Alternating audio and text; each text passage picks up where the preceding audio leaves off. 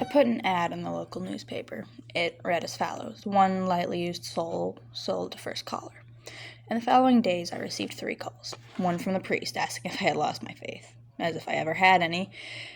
One from my mother asking where her lawnmower was. She's getting sicker. And one from a man interested in my soul. Was he real? I questioned myself. I marked him down for the following Saturday, and I didn't blink twice when he gave me his name. Grimm, last name Reaper.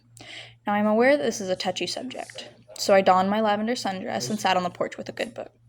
He pulled up in a banged and tattered Ford. "You selling the soul?" he hollered in a comforting southern accent. He was oddly familiar. I replied yes as he walked up to me. I set down my book and offered him a seat next to me. He made polite small talk, then asked to see it. I took out a shoebox and handed it to him. He looked inside and pulled out a small orb, examining it in the light before speaking. "I have only seen whites as sprites at the gates of heaven, nor have I seen reds this deep other than the sands of hell. This is a very old soul." He looked at me. "Is this even yours?"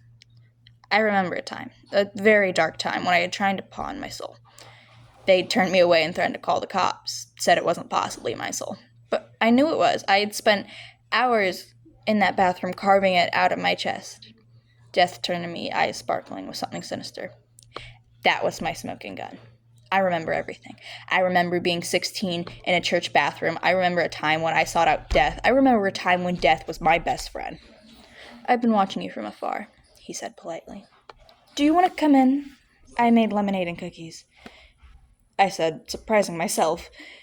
"I suppose it wouldn't hurt," his voice seductive and silky. He settled into a decade-old chair at my kitchen table. "Do you always invite strangers into your home?" he asked as I poured lemonade in mismatched glasses. "Not usually," I added. "But you're not a stranger. You've been watching me since I was a teenager." He nodded, deep in thought. We talked for hours until he had to leave. He left me sitting at my table. I realized I was in love with death. Death was beautiful and calm, clean and cold. I wanted him. I needed him. His hands, his smile, his ribs, cold and strong, wrapping around me. I met death selling my soul.